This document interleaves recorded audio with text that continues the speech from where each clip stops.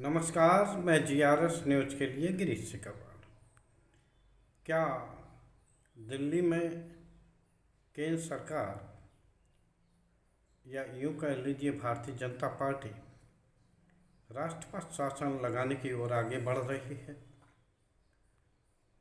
ये सुर्रा मात्र इसलिए उड़ा क्योंकि भारतीय जनता पार्टी के विधायकों के एक प्रतिनिधि मंडल ने महामहिम राष्ट्रपति जी से मुलाकात की और उनको एक ज्ञापन दिया। जैसा कि अन्य सामाजिक संगठन भी राष्ट्रपति को ज्ञापन देते रहते हैं, बहुत से ऐसे ही प्रतिनिधि मंडल होते हैं जिनसे कि व्यक्तिगत रूप से राष्ट्रपति भी मिलती हैं और वो उनका कार्यालय उस ज्ञापन को संबंधित विभाग के पास भी देते हैं। लेकिन यहाँ सुर्रा में इसलिए बल जान पड़ा क्योंकि राष्ट्रपति ने उस ज्ञापन को गृह मंत्रालय को प्रेषित कर दिया। आखिर वैसे तो ये सामान्य प्रक्रिया है कि अगर आप किसी को भी ज्ञापन देते हैं तो उसका ये दायित्व बनता है कि उसको वो संबंधित पक्ष तक पहुंचाए। लेकिन जब भारतीय जनता पार्टी के प्रदेश अध्यक्ष की मांग पर हरियाणा में चुनावी तारीखों में परिवर्तन हो सकता है, तो आखिर भारतीय जनता पार्टी के प्रतिनिधि मंडल के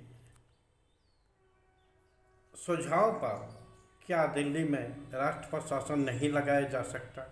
ये एक ऐसा सवाल है जिसकी की परतें खोलने की आवश्यकता। आप सभी लोग जानते हैं, भारतीय जनता पार्टी लगातार 3 चुनाव यहाँ हार चुकी। पहली बार ऐसा हुआ कि जिस नगर निगम में भारतीय जनता पार्टी लगातार 15 साल से पदस्थ थी, आम आदमी पार्टी ने वहाँ से भी उसको उखाड़ कर फेंक दिया।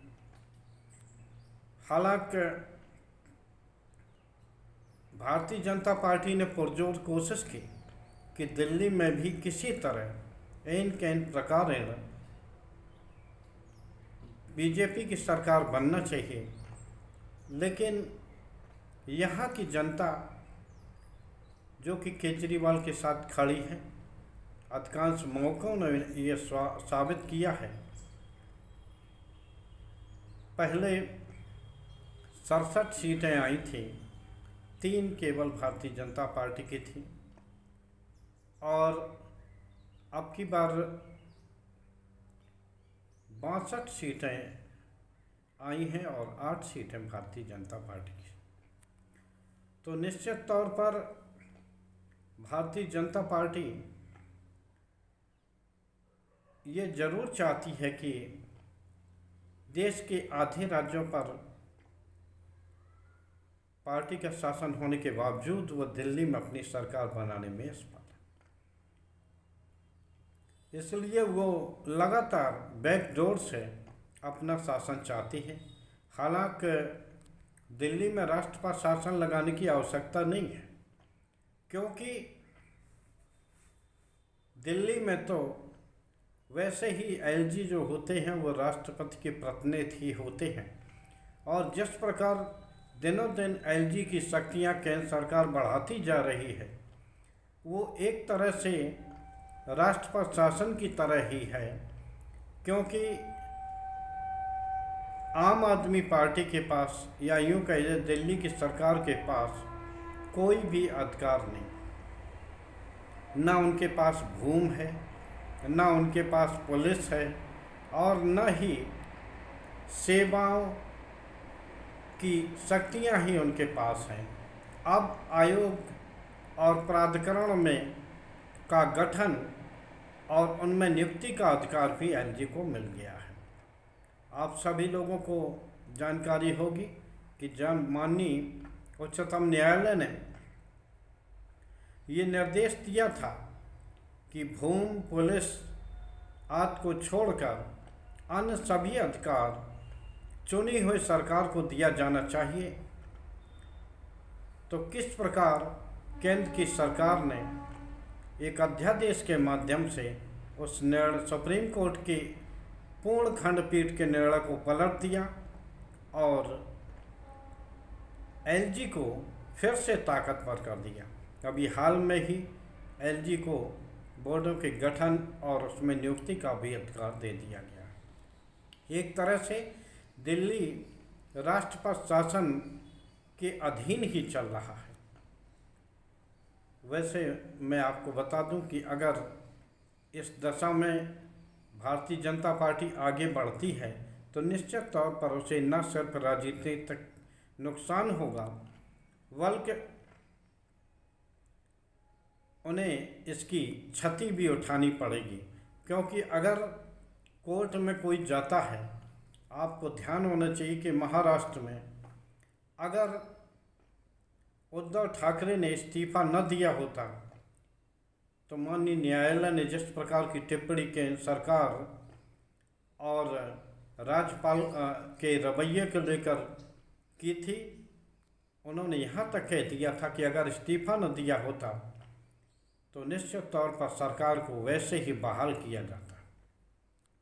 तो अगर इस तरह का कोई अगर ख्वाब भारतीय जनता पार्टी देख रही है तो निश्चित तौर पर वो उसे इस मामले में पीछे हटना ही होगा। क्योंकि 2 बार न्यायालय में भी यह मामला जा चुका है। जिस केजरीवाल के जेल में जाने की बात कहकर संवैधानिक संस्थाओं को लचर होने आदि की बात की जा रही है, संवैधानिक संकट की बात की जा रही है, तो वहाँ दोनों बार, एक बार हाई कोर्ट से, एक बार सुप्रीम कोर्ट से इस याचिका को खारिज किया जा चुका है कि जेल में बंद मुख्यमंत्री द्वारा सरकार नहीं चलाई जा सकती। सुप्रीम कोर्ट ने तो यहाँ तक कह दिया था कि चुने हुए प्रतिनिधि को हम इस्तीफा देने के लिए नहीं कह सकते, ये केवल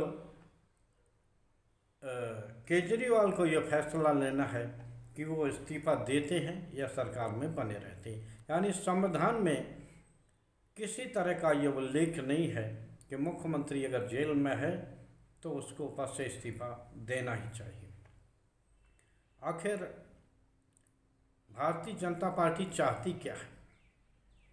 जब अधिकतर बिलों पर आप ये देखते हैं कि जो भी आम आदमी पार्टी की चुनी हुई सरकार है, अधिकतर बिलों पर एलजी और मुख्यमंत्री के बीच में झांझाएँ होती ही रहती है।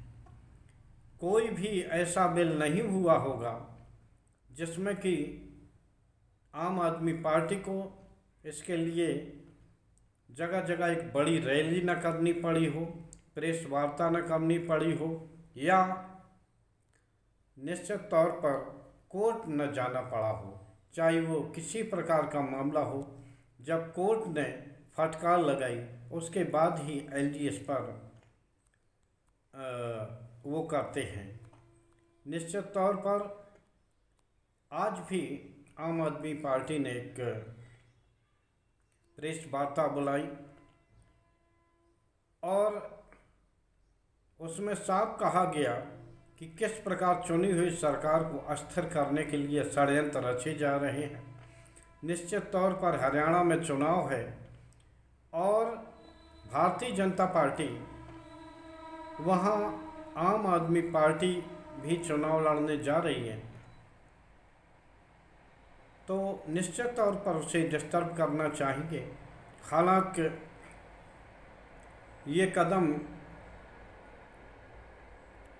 घातक भी उनके लिए हो सकता है, क्योंकि आम आदमी पार्टी जो भी नुकसान करती है, जो कि अतीत में इतिहास रहा है, वो कांग्रेस पार्टी का नुकसान करती है। चाहे वो दिल्ली में देख लें आप या पंजाब में देख लें, कांग्रेस की चली हुई सरकारों को वो सत्ता से बाहर करती है।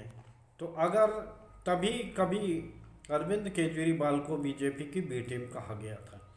लेकिन ये तल्खी तब बढ़ी जबकि गुजरात चुनावों में 15% के करीब वोट पाकर 13%, माफ़ करें, वोट पाकर आम आदमी पार्टी भी राष्ट्रीय दल का ओहदा उसने हासिल कर लिया और मुख्यमंत्री पर वो तल्खबार करने लगी। यहाँ तक कि उन्हें चौथी पास राजा की कहानी भी इसी विधानसभा में माननीय अरविंद केजरीवाल ने सुनाई, जिसको कि बहुत ज़्यादा बुरा भारतीय जनता पार्टी को लगा और तभी से ये तल्खी बढ़ती जा रही है।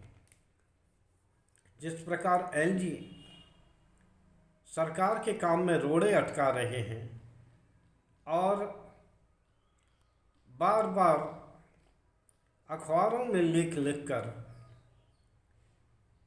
चुनी हुई सरकार को टारगेट कर रहे हैं, उससे न सिर्फ संवैधानिक एक खराब स्थिति पैदा होती है, बल्कि राज्यपाल जैसी संस्था जो कि संवैधानिक पद पर है उसकी प्रतिष्ठा पर भी आँच आती है।